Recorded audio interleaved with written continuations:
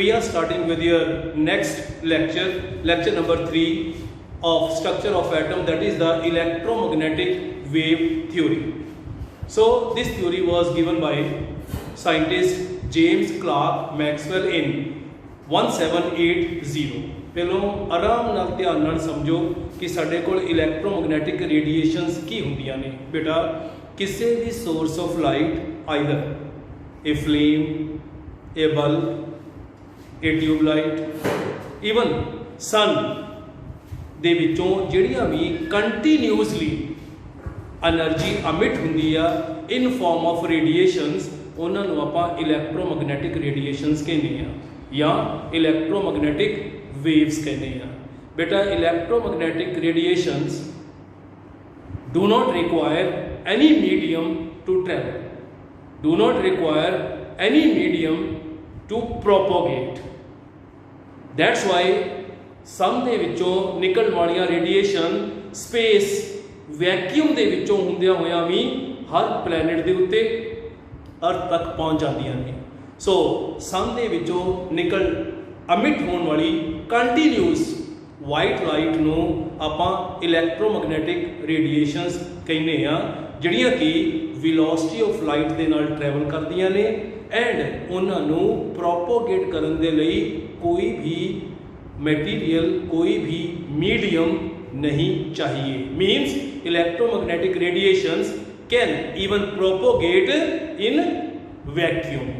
Scientist James clerk Maxwell ने यह कहा था किसी भी सोर्स ऑफ लाइट में से निकलने वाली continuously energy in form of radiations को हम इलेक्ट्रोमैग्नेटिक रेडिएशंस या इलेक्ट्रोमैग्नेटिक वेव्स कहते हैं, जो कि वेलोसिटी ऑफ लाइट 3 × 10⁸ मीटर पर सेकेंड के साथ ट्रैवल करती हैं और जो कि वैक्यूम में भी प्रोपोगेट कर सकती हैं। सुनो बेटा, so this theory was given by scientist James Clerk Maxwell.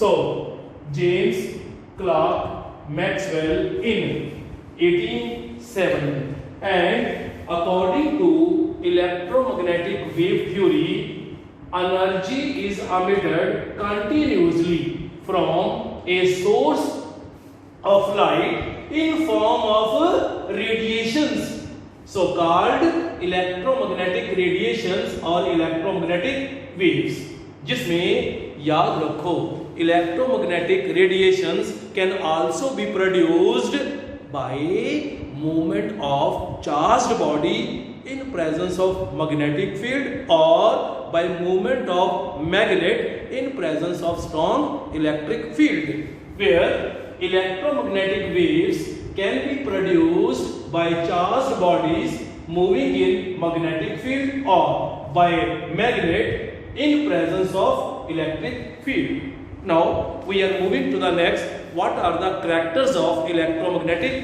We have discussed earlier. So electromagnetic waves travel with velocity of light, where velocity of light is always equal to 3 × 10⁸ meter per second, and it requires no medium. It requires no medium for propagation. So जैसे हम कह रहे हैं कि हम बोल रहे हैं, अगर बेटा यहाँ पे कमरे में बिल्कुल वैक्यूम हो जाएगा तो जो मैं बोल रहा हूं वो आप तक ट्रैवल नहीं कर पाएगा, क्योंकि sound waves require some medium to travel. जैसे आप स्विमिंग कर रहे हो तो क्या दो बंदे स्विमिंग कर रहे आपस में बोल सकते हैं? नहीं। क्यों? क्योंकि साउंड वेव्स को ट्रैवल करने के लिए मीडियम ही वहां पे नहीं मिल रहा। पर electromagnetic waves requiring no medium to propagate, they can travel even in vacuum, and ये travel कितनी velocity से करती है? So with velocity of light 3 × 10⁸ meter per second, where electromagnetic waves consist of, so these are associated with electric as well as magnetic field, in which both fields are perpendicular to each other as well as perpendicular to the direction of propagation.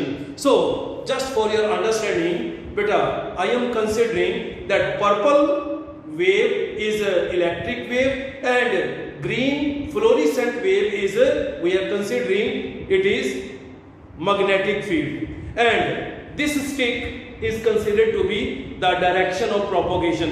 मेरे हाथ को consider करो एक bulb है, कहता है इस bulb में जो रेडिएशंस निकल रही हैं वो इलेक्ट्रोमैग्नेटिक रेडिएशंस हैं, जिसमें ध्यान से देखो बेटा, अगर मैं कहूं ग्रीन वाली तो बेटा डायरेक्शन ऑफ प्रोपोगेशन के 90 डिग्री एंगल पे है, अगर मैं कहूं पर्पल वाली अगेन ये डायरेक्शन ऑफ प्रोपोगेशन के बेटा 90 डिग्री पे है, अगर मैं कहूं कि ये दोनों, सो ये दोनों भी आपस में एक दूसरे से 90 डिग्री के एंगल के ऊपर है, सो ये दोनों भी आपस में एक दूसरे के 90 डिग्री एंगल पे है, तो हम कहेंगे कि ये हमारे पास बल्ब है, ये हमारे पास बेटा डायरेक्शन ऑफ प्रोपोगेशन है, डायरेक्शन ऑफ प्रोपोगेशन। सो कहता है कि बल्ब में से निकलने वाली जो रेडिएशंस है these are associated with electric as well as magnetic field in which both fields are perpendicular to the direction of propagation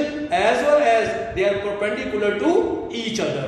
So इस three dimensional स्ट्रक्चर को ब्लैक बोर्ड के ऊपर 2 डायमेंशनली ड्रॉ करने की मैं कोशिश करता हूं कि अगर मैं कहूं कि ये हमारे पास बेटा कोई भी बल्ब है जिसमें it is the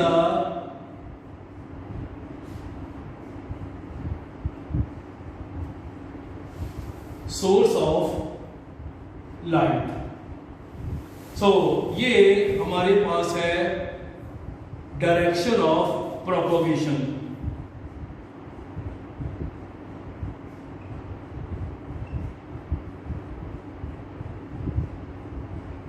direction of propagation जिसमें मैं कहूं कि ये ग्रीन कलर की हमारे पास है इलेक्ट्रिक फील्ड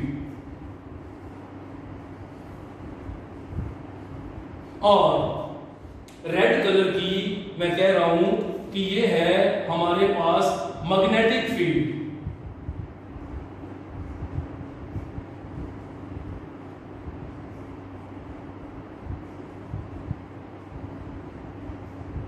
जिसमें बेटा अगर मैं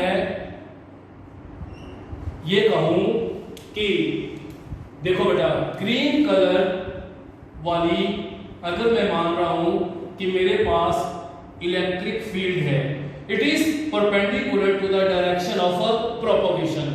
अगर मैं मान रहा हूं रेड वाली मैग्नेटिक फील्ड है, again it is perpendicular to the direction of propagation. और बेटा अगर मैं कहूं कि ये दोनों, ये देखो अगर मेरे पास ये इलेक्ट्रिक फील्ड है, मेरे पास ये मैग्नेटिक फील्ड है, ये भी एक दूसरे के 90 डिग्री के एंगल के ऊपर है, सो 90 डिग्री के एंगल के ऊपर है। सो याद रखो कि electromagnetic waves, electromagnetic radiations are associated with both magnetic as well as electric field in which both fields are perpendicular to the direction of propagation as well as they are perpendicular to each other. Now बेटा अगर हम study कर रहे हैं कि हमारे पास electromagnetic waves हैं, तो सबसे पहले बेटा you must have an information about the characters of a wave. सो याद रखो बेटा वेव के हमारे पास 5 करैक्टर हैं, जिसमें पहला करैक्टर है वेव लेंथ। लिसन बेटा अगर मैं कंसीडर करूं कि ये हमारे पास कोई एक वेव है,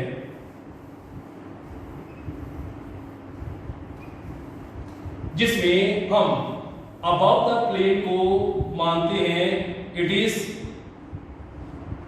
क्रेस्ट, बिलो द प्लेन को हम मानते हैं इट इज ट्रफ। लिसन बेटा किसी भी वेव में जो नियरेस्ट नेबरिंग क्रेस्ट है,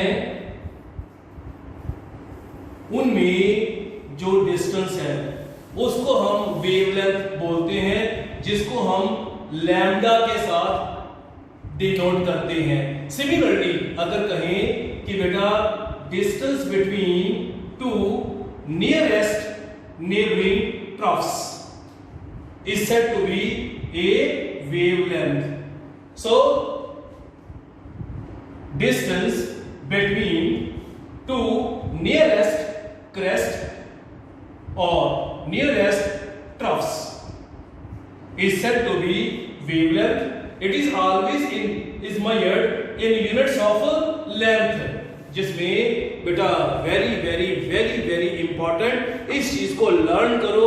फिजिक्स के लिए भी इंपॉर्टेंट है, केमिस्ट्री के लिए भी, और जब कभी जिंदगी में कहीं पे भी आपने लेंथ मेजर करनी है तो याद रखो 1 angstrom is always equal to 10 raise to power -10 metre is equal to 10 raise to power -8 centimetre. 1 micrometer is equal to 10 raised to power -6 meter is equal to 10 raised to power -4 centimeter. 1 nanometer is equal to 10 raised to power -9 meter or 10 raised to power -7 centimeter. 1 picometer is equal to 10 raised to power -12 meter is equal to 10 raised to power -10 centimeter. Now beta, we are moving to the second character of a wave. Frequency is said to be number of waves or number of cycles passing through a point in 1 second. Sir, कैसे? So if we are considering a wave, listen beta, it is the full one wave. It is one wave. Now beta, we are considering a point. We are considering a point. Listen beta, 1 second में इस point में से कितनी waves, कितने cycle pass through कर गए, उसको हम कहेंगे वो उसकी फ्रीक्वेंसी है। सो किसी भी एक पॉइंट से पूरी वेव 1 सेकंड में कितनी पास हो गई, so number of waves passing through a point in 1 second is called its frequency. It is represented by new and is always expressed in terms of cycle per second or hertz. So this property was given by scientist Hertz. That's why its units are hertz, where 1 cycle per second is always equal to 1 hertz, is always equal to 1 per second. That is the frequency, where mathematically frequency can be calculated by using the formula. So nu is equal to c by lambda, where nu is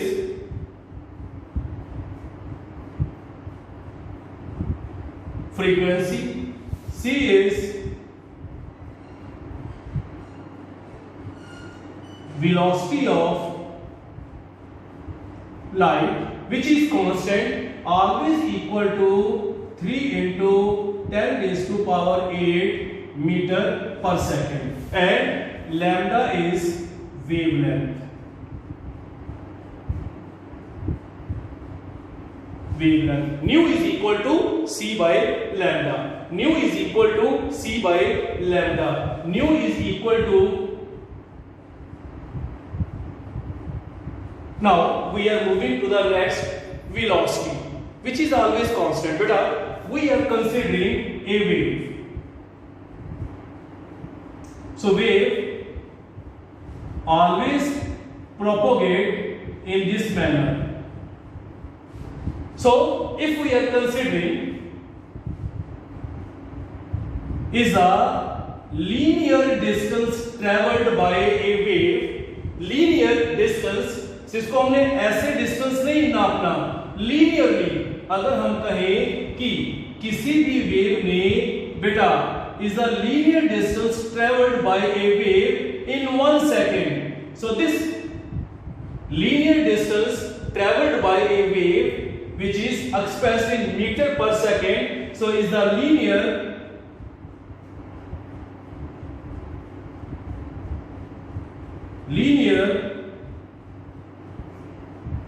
distance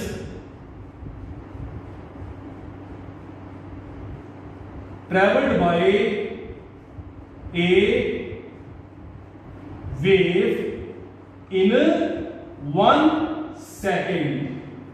1 second में उसने कितना linear distance, आप क्या करो scale रख के सिर्फ कितना देख लो, 1 सेकंड में इतना डिस्टेंस, वो उसकी वेलोसिटी है जो हमेशा कांस्टेंट रहेगी।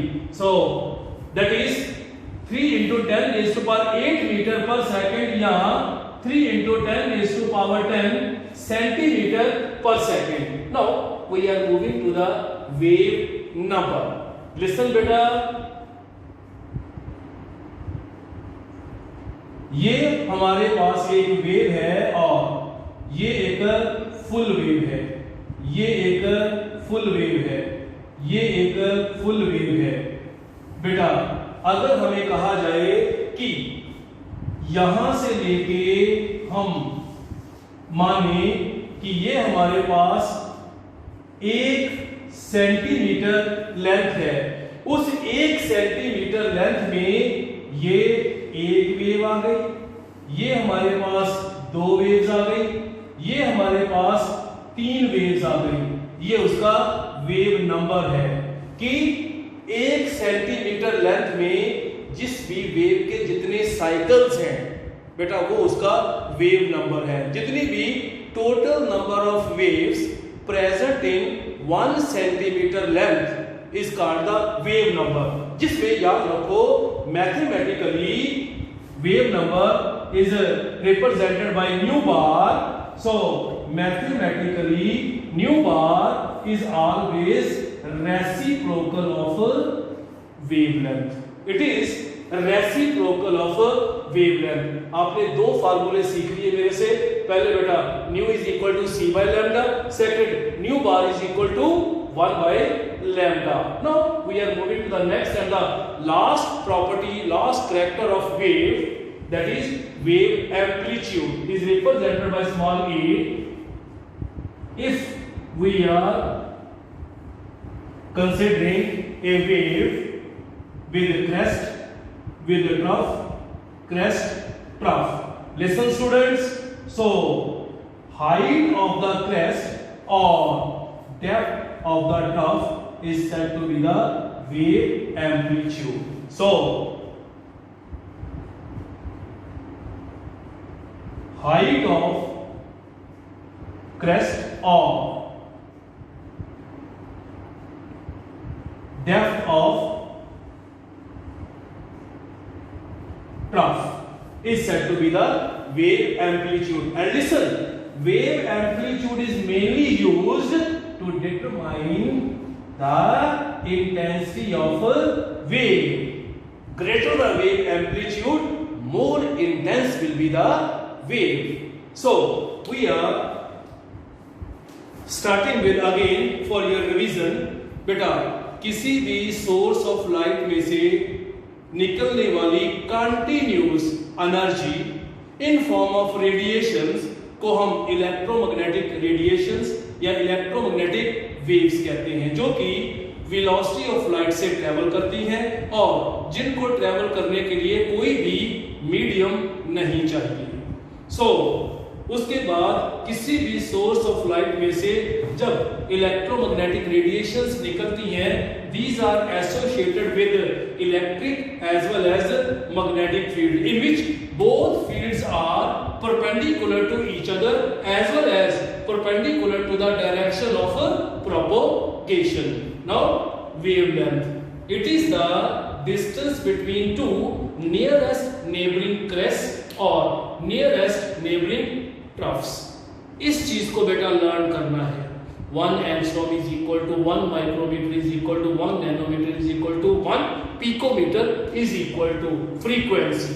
It is the number of waves, number of cycles passing through a point in 1 second, कि 1 सेकंड में किसी भी एक पॉइंट में से कितने साइकिल, ये 1 हो गया, ये 2 हो गए, सो जितने साइकिल इसमें से पास हो जाएंगे, जिसमें मैथमेटिकली याद रखो कि nu is equal to c by lambda is the linear distance traveled by a wave in 1 second. It is the total number of waves or cycles present in 1 centimeter length. It is the height of crest or depth of a trough. Is called wave amplitude of a wave. Now, beta, we have some numericals for your practice, जिसमें से मैं first numerical आपको अभी solve करके दूंगा। बेटा मैं आपको फिफ्थ न्यूमेरिकल अभी सॉल्व करके दूंगा। Rest will be for your practice and will be discussed over your WhatsApp group. Now we have calculate the wave number. सबसे पहले बेटा आपको रंधावा सर ने दो रिलेशंस करवाए हैं। पहला new is equal to c by lambda. Second, nu bar is equal to 1 by lambda. बेटा nu is equal to c by lambda learn करना है। nu bar is equal to 1 by lambda. So first of all आपको उसने कहा है calculate the wave number. It means आपको ये calculate करना होगा and frequency ये कैलकुलेट करनी होगी of a white light having wavelength. So बेटा आपको उसमें wavelength दी हुई है, तो क्या कहेंगे कि lambda is equal to 5000 angstrom। और आप ये भी जानते हो 1 angstrom is equal to कितने metre, is equal to 5000 into 10 raised to power minus 10 metre, जिसमें बेटा ये 3 और आ जाएगा 5 into 10 raised to power minus 7 meter. Done? Now first part you have to calculate the wave number. So wave number is equal to 1 by lambda. So it will be equal to 1 by 5 into 10 raised to power minus 7 in meters. It means your answer should be in per meter. Is it? Similarly, second part we have to calculate frequency. Nu is equal to c by lambda, and c we know 3 into 10 raised to power 8 meter per second, and lambda you have 5 into 10 raised to power minus 7, it is meter. Now beta meter will be cancelled. It will give you 3 into 10 raised to power 8 over 5 into 10 raised to power minus 7 per second. Listen बेटा, जब ये 10 raised to power 7 ऊपर आएगा तो बन जाएगा 3 by 5 into 10 raised to power 15 per second. Is it? Now I will solve question number 5. बेटा how long would it take, वो टाइम के बारे में कुछ बात कर रहा है। A radio wave of frequency this to travel from Mars to the Earth. If we are considering it is Mars and it is Earth, और सब जानते हो कि इसमें हमारे पास स्पेस में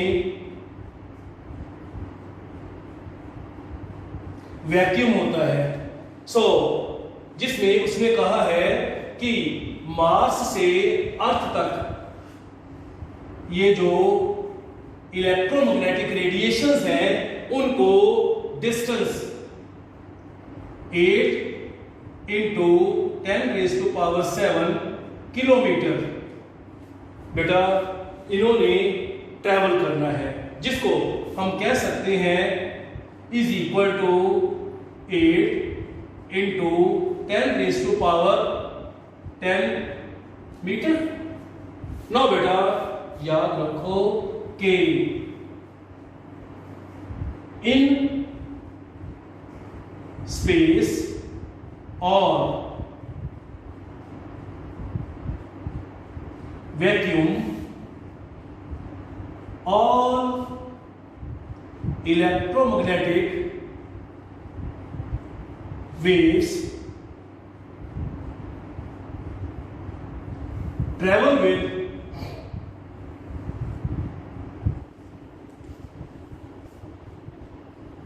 velocity of light, which is equal to 3 into 10 raised to power 8 metre per second. कहने का मतलब है जो भी इलेक्ट्रोमैग्नेटिक रेडिएशंस यहां से यहां की तरफ आ रही है बेटा 1 सेकंड में वो इतने मीटर कवर कर लेगी।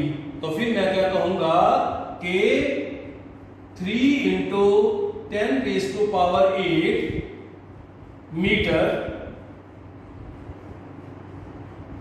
will be traveled in 1 second। तो आपके पास डिस्टेंस कितना है? It is 8 into 10 raised to power 10 meter will be traveled by the electromagnetic waves in 1 into 8 into 10 raised to power 10 meter over 3 into 10 raised to power 8 metre. से metre cancel हो जाएगा।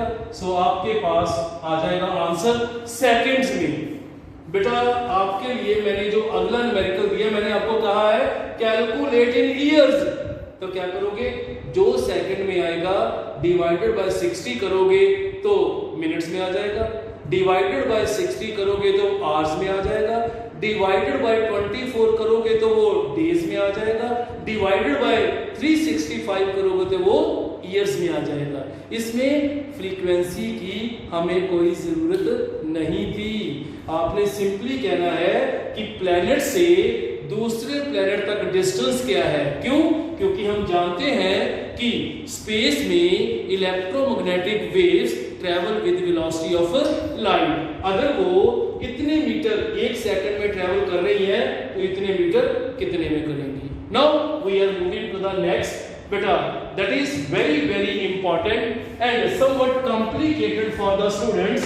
सो हमारे पास जो भी इलेक्ट्रोमैग्नेटिक रेडिएशंस हैं जब कभी भी हम उनको अरेंज करते हैं इन इंक्रीजिंग और डिक्रीजिंग ऑर्डर ऑफ वेवलेंथ या इंक्रीजिंग और डिक्रीजिंग ऑर्डर ऑफ फ्रीक्वेंसी तो उसको हम इलेक्ट्रोमैग्नेटिक स्पेक्ट्रम कहते हैं।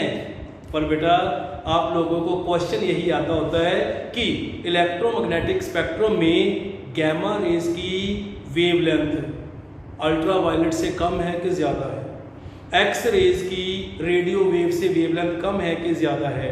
बड़ा कंफ्यूजिंग है। पर बेटा आपके रंधावा सर ने एक सिंपल सा कंसेप्ट आपने अपने मन में सिर्फ बोलना है कि आप लोग कार्टून देखते हो, गोक्सू एक बड़ा मशहूर करैक्टर है बेटा आपके पास। सर ने वहीं से पकड़ा है कंसेप्ट कि सबसे पहले बेटा arrangement of various electromagnetic radiations in increasing or decreasing order of wavelength or frequency is called electromagnetic spectrum. So trick made by Dr. Randhawa.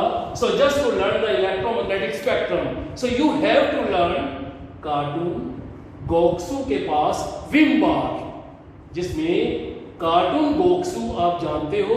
सो हम कह रहे हैं हमने उसको किचन में धकेल दिया कि चल जाके हमारे बर्तन साफ कर। हम थक गए अपने बर्तन साफ कर करके, तो हमने उसके पास क्या रखा, उसको एक विम बार दे दिया जिसमें कार्टून का आपने सी याद रखना है, गोक्सू का गो का जी, सो क्सू में एक्स और साथ में you.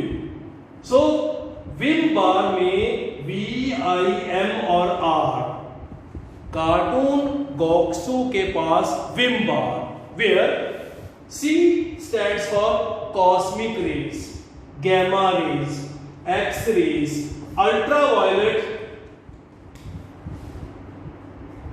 So ultraviolet rays, visible rays, बेटा infrared rays, microwaves and radio waves, जिसमें इस तरफ जा रहे हैं तो वेवलेंथ बढ़ रही है.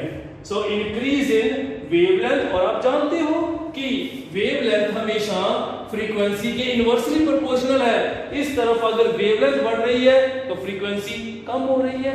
सो बस आपने अपने मन में बोलना है कार्टून गॉक्सू के पास विम बार. तो उसके बाद बेटा किसकी वेवलेंथ कम है, किसकी ज्यादा है, किसकी कम है, किसकी ज्यादा है, आराम से आप कैलकुलेट कर सकते हो.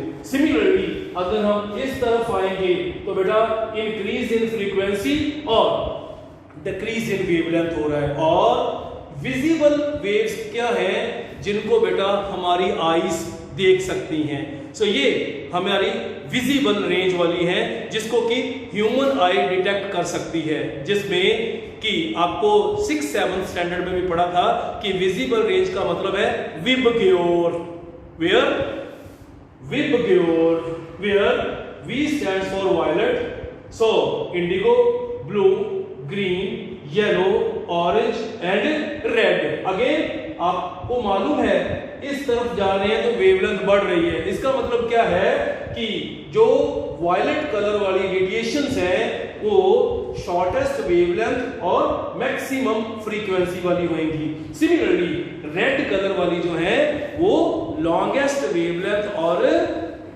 मिनिमम फ्रीक्वेंसी वाली होएगी. तो ये था बेटा आपके पास electromagnetic spectrum. So most of the time बच्चों को ये वाला क्वेश्चन पेपर में नहीं होता, पर आपके रंधावा सर ने एक बड़ा ही अच्छा सा कंसेप्ट अपना ट्रिक दे दिया कि कार्टून गॉक्सू के पास विम बार. सो इससे आप in increasing order of wavelength या decreasing order of frequency electromagnetic radiations को आराम से प्रेडिक्ट कर सकते हो, अरेंज कर सकते हो. और फिर से सुनो, इन सब रेडिएशंस को वेवलेंथ के बेस पे या फ्रीक्वेंसी के बेस पे अरेंज करने को कहते हैं कि ये इलेक्ट्रोमैग्नेटिक स्पेक्ट्रम है. Thank you very much.